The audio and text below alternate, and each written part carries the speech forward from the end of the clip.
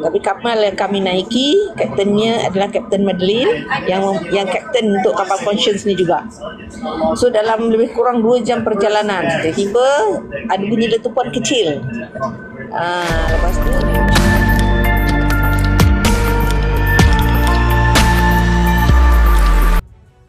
nama Norsyah binti Abu Bakar 63 tahun terus terpahat dalam sejarah flotila antarabangsa yang berjuang memecahkan kepungan Gaza sejak tahun 2016. Menerusi video siaran langsungnya baru-baru ini, beliau menceritakan kembali pengalamannya menaiki kapal Al-Amal dari Barcelona bersama aktivis wanita dunia, namun pelayaran mereka terhenti selepas berlakunya letupan kecil dan kapal terpaksa berpatah balik. Selepas berbincang, akhirnya tempatnya digantikan untuk memberi laluan kepada Dr. Fauzia yang akhirnya ditahan oleh tentera laut Israel ketika hampir memasuki Gaza. 2 tahun kemudian, Norsyah kembali bersama kapal Al-Audah. Dia belajar daripada pengalaman mabuk laut dan kali ini lebih bersedia dengan rawatan perubatan dan berjaya meneruskan pelayaran. Pada tahun 2024, misi flotila lebih besar dirancang dengan kapal The Conscience dan sebuah kapal kargo muatan 5,000 tan dari Istanbul. Namun pelayaran terpaksa dibatalkan selepas negara pendaftar menarik balik bendera kapal di saat akhir, membuktikan halangan flotila bukan hanya dari tentera Israel tetapi juga tekanan politik antarabangsa. Kini, pada tahun 2025, Norsyah kembali berada di atas kapal The Conscience bersama aktivis Malaysia lain termasuk Dr. Hafiz. Beliau menegaskan, walaupun kapal membawa sedikit bekalan makanan, nilai sebenar flotila adalah simbolik perjuangan kemanusiaan untuk memecahkan kepungan Gaza.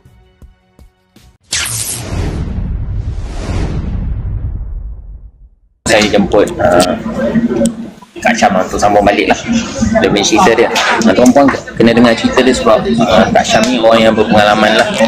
Dia yang rapat dengan steering committee Freedom Flotilla. Ia tulang belakang kepada misi flotilla seluruh dunia. Okay, right. Saya jemput Kak Syam Saya jemput. Saya dah pesankan. Lepas tu saya mute. Oh, okey. Saya mute. Dah boleh dah? Assalamualaikum warahmatullahi wabarakatuh. Apa khabar semua? Saya Norsyah binti Abu Bakar. Ada gambar muka. Gambar apa? Dia tak keluar muka. Ni.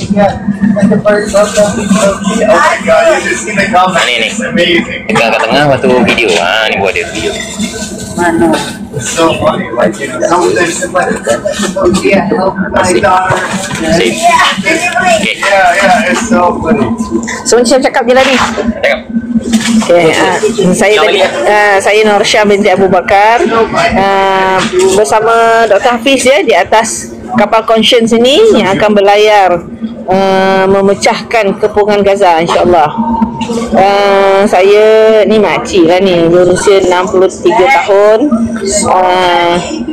dan telah bersama dengan flotilla ni sejak 2016. 2016 ada satu kapal diberi nama Women's Boat to Gaza.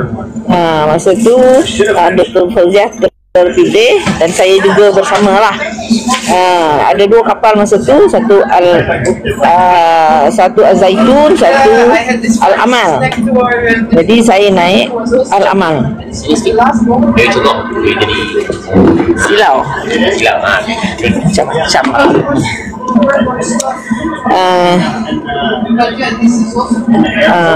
Masa mula pelayaran tu daripada Barcelona. Kemudian kami pun berlatua bersama kapal Zaituna. Tapi kapal yang kami naiki, kaptennya adalah Kapten Madeline yang kapten untuk kapal Conscience ni juga. So dalam lebih kurang 2 jam perjalanan, tiba-tiba ada bunyi letupan kecil. Lepas tu dah diperiksa, dah kontak orang di darat, di port, untuk mengatakan memang tak boleh meneruskan perjalanan, terpaksa berpatah balik ke Barcelona. So di Barcelona kita berbincang balik sebab ramai kan wanita-wanita yang dari seluruh dunia yang berebut tempat ya untuk naik di atas kapal. Kapal tu kecil je, ada 13 ke 15 passenger lah setiap boat tu. Buat perbincangan. Jadi alhamdulillah nama Dr. Fauziah naik untuk meneruskan pelayaran. Nama saya gugur sebab tinggal satu kapal, daripada 2 jadi satu kapal. Jadi kena adalah beberapa orang yang terpaksa sacrifice lah tempat tu. Okay. Kemudian saya terbang ke Ajaccio, tunggu Dr. Fauziah yang berlayar atas kapal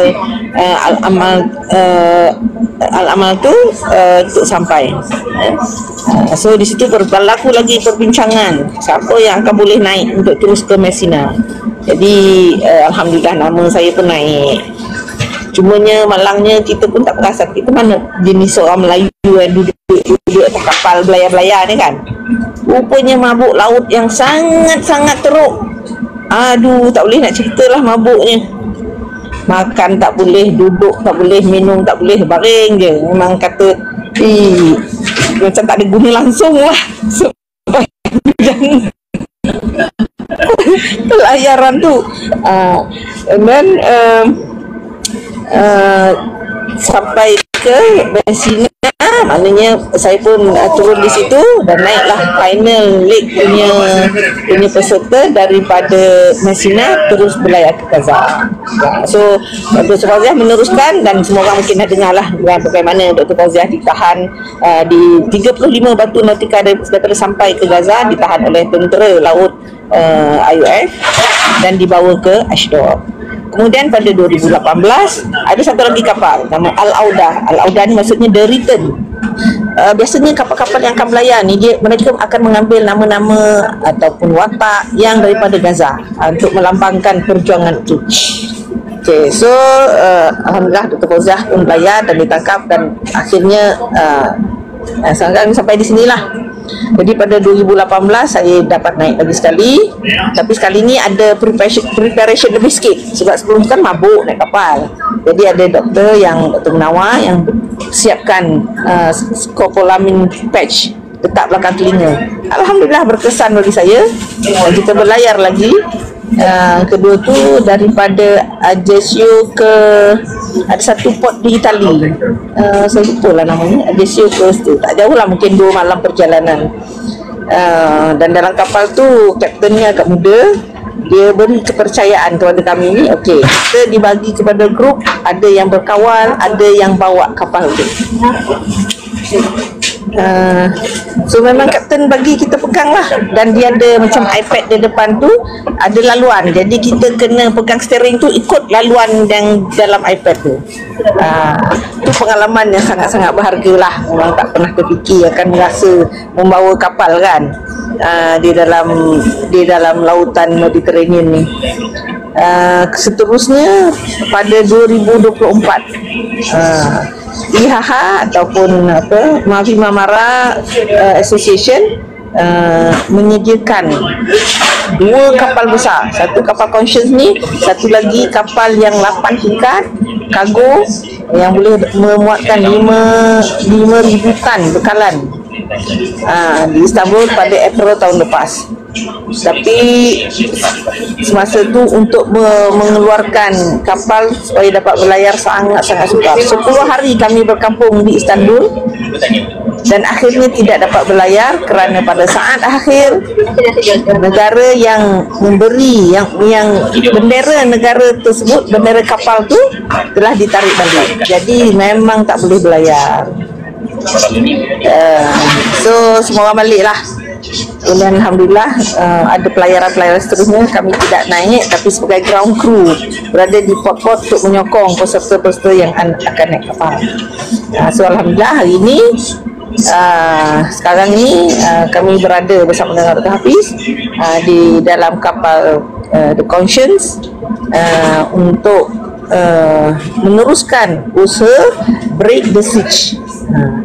Saya ingin nak menyatakan ramai yang kata kapal flotilla ni membawa bekalan makanan untuk orang-orang Gaza.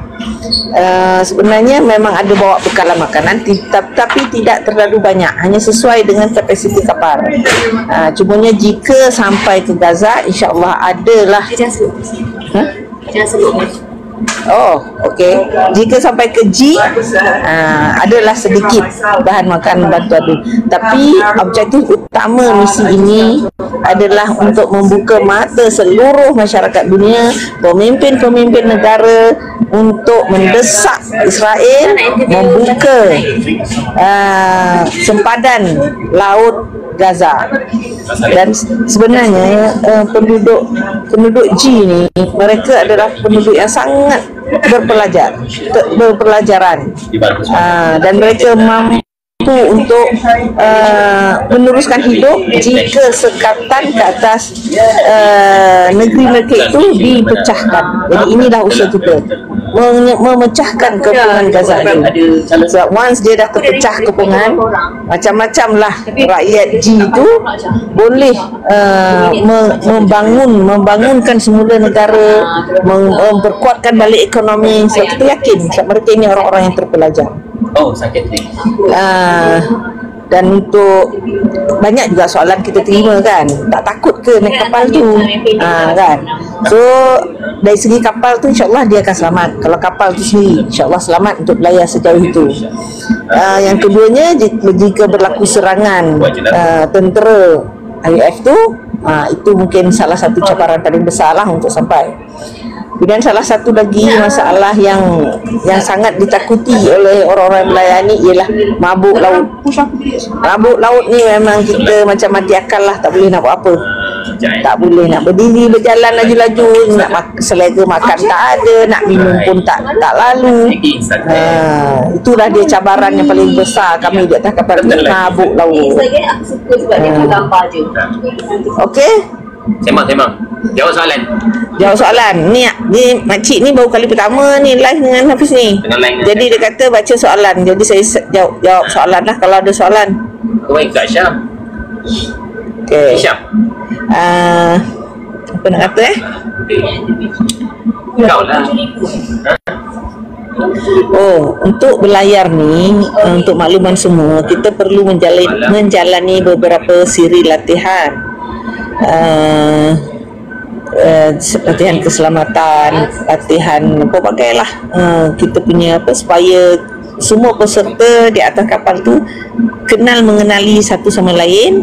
Dan sebab kita berbagai background kan, berbagai culture, cara pakaian masing lain-lain, cara kita punya bercakap pun lain. Jadi sangat penting untuk kita bersama dalam kapal ni mempunyai hubungan yang agak baik, komunikasi yang bagus supaya tidak ada berlaku apa-apa salah anggap dan sebagainya.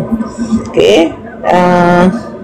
So kami berada di Toronto tu juga ada beberapa latihan.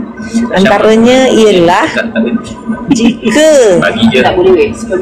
jika kita bagaimana tindak balas kita ketika tentera Zionis tu menaiki kapal dan kidnap kita. So apa reaksi kita? So memanglah kita geram kan dengan IOF tu, tapi kita tak boleh buat provokasi, sebab itu akan membahayakan nyawa semua di atas kapal. Kalau pernah dengar ya peristiwa Mavi Marmara tahun 2010 kan?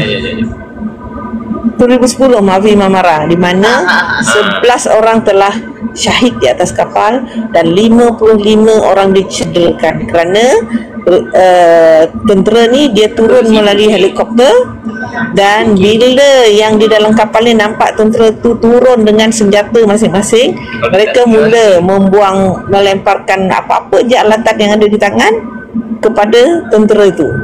Jadi bila ada tindak balas begitu, pihak IOF ni akan bertindak lebih agresif. Sebab itu berlaku tembakan pembunuhan ke atas peserta di atas Mavi Marmara. Jadi di sini kita menjalani latihan bagaimana untuk menghadapi tentera IOF ni jika mereka naik ke atas kapal.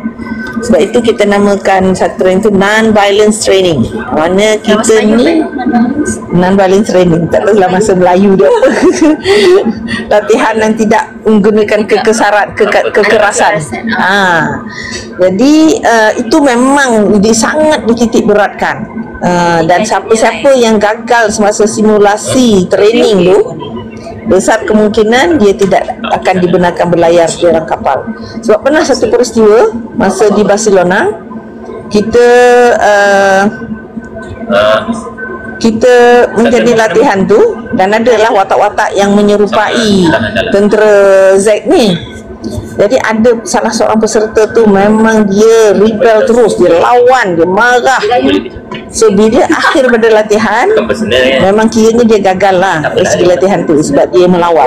Jadi kapten beri kata dua je, if she goes, I don't go. Kalau I go, she don't have to go. Itu kata dua kapten. Jadi wanita ini terpaksa potong namanya daripada pelayaran. Jadi kalau ikut latihan kita rapi, biasanya kita bersedialah memakai life jacket. Jika tentera dah menghampiri kita, semua peserta diminta memakai life jacket dan berada dalam kumpulan. Semua orang mesti berada di atas deck, tak ada yang menyuruk ya. Dan tangan kita kena letak ke depan, seolah-olah menunjukkan tangan kita ni tidak memegang apa-apa senjata ataupun apa-apa juga alat yang boleh dianggap sebagai senjata untuk melawan mereka. Jadi insya-Allah rasanya semua peserta ni yang berada di atas pension ni dah mahir lah dengan latihan itu, dan harapnya jika berlaku tentera Israel naik ke atas bot ini, tiada siapa yang melawan yang boleh menyebabkan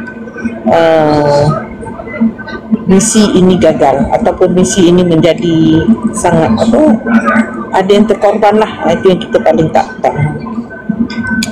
Okey, apa lagi nak cakap ni? Oh ya, memang peserta memang diberitahu itu non-violent training, memang semua orang kena tahu, dan ada beberapa peringkat non-violence training ni.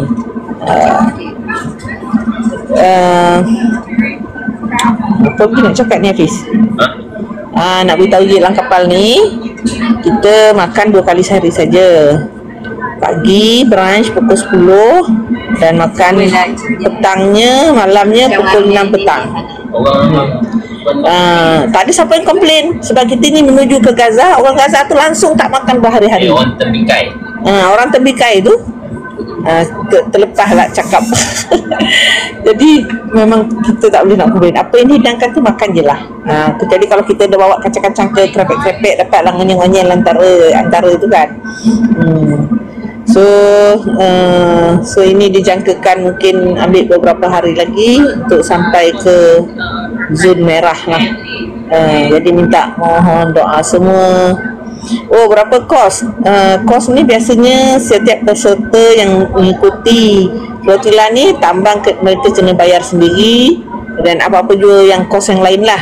Cumanya ada banyak juga MyCare bantu, mungkin dari segi logistiknya terpakai lah ada, tapi tiap-tiap yang nak pergi ni mesti mengeluarkan duit masing-masing lah. Okay, ingat tak dalam surah At-Taubah tu, Rasulullah nak pergi berperang, ada seorang, siapa nama sahabat tu, dia tak punya apa-apa untuk pergi berperang. Kuda tak ada, unta tak ada, semua tak ada. Jadi Rasulullah kata tak boleh pergi, kena stay balik. Jadi memang kalau nak pergi, kita ibaratkan ini macam pergi berjuang lah ya. Jadi kena ada lah persiapan kewangan dan sebagainya. Ya, kita sangat mengharapkan, sebab kita hanya berusaha supaya kepungan ini dipecahkan, tapi memang kita sangat yakin jika Allah nak buka kepungan gaji ni, memang Allah akan buka dengan senangnya. Tapi kita sebagai manusia mesti berusaha. Usaha itulah yang Allah akan nilai ya.